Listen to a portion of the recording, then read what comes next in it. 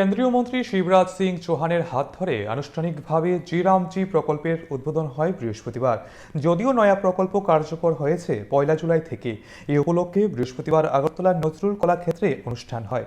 সেখানে মন্ত্রী টিঙ্কু রায় উপস্থিত ছিলেন। সাথে ছিলেন পশ্চিম জেলার ভারপ্রাপ্ত সভাধিপতি বিশ্বজিৎ শীল, জেলা শাসক ডক্টর বিশাল কুমার সহ আরও অনেকে। মূলত প্রতিটি মানুষের কর্মসংস্থান, আত্মনির্ভরতা এবং টেকসই জীবিকার সুযোগ নিশ্চিত করার লক্ষ্যে এই উদ্যোগ বলে মন্ত্রী টিঙ্কু রায় জানিয়েছেন।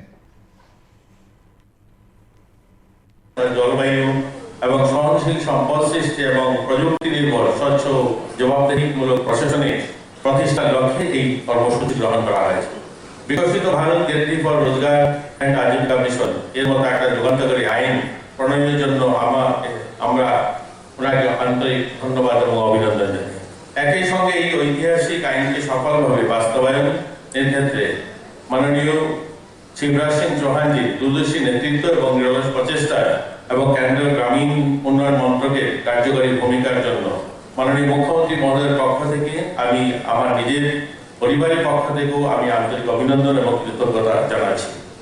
আমি আজকে এই অনুষ্ঠানে উপস্থিত থেকে নিজেকে গর্ববোধ করছি, কারণ এই অনুষ্ঠান মাননীয় মুখ্যমন্ত্রী উপস্থিত থাকার কথা ছিল, তিনি বাইরে রয়েছেন, তাই আজ তিনি উপস্থিত থাকতে পারেননি এবং আমাকে তিনি বলেছেন এখানে উপস্থিত হওয়ার জন্য।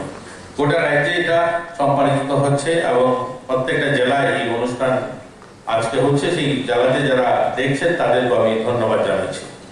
এই কর্মসূচির মধ্যে দিয়ে প্রত্যেক যোগ্য গ্রামীণ পরিবারের বছরে 125 দিন মজুরি ভিত্তিক কর্মসংস্থানের নিশ্চয়তা প্রদান করা হয়েছে, যেখানে পূর্বে মহাত্মা গান্ধী জাতীয় গ্রামীণ কর্মসংস্থান MGNREGA যেখানে সর্বাধিক 100 দিন ছিল সেটাকে 125 দিন করা হয়েছে।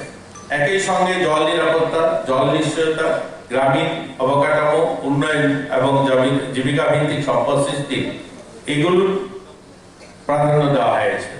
আপনারা শুনেছেন আমার আগের বক্তা তিনি বলেছেন যে এই যে সিদ্ধান্ত শুধু নাম পরিবর্তন নয়, এই সিদ্ধান্তের মধ্যে দিয়ে সময় উপযোগী যে সমস্ত কাজের প্রয়োজন এই কাজগুলো করার জন্য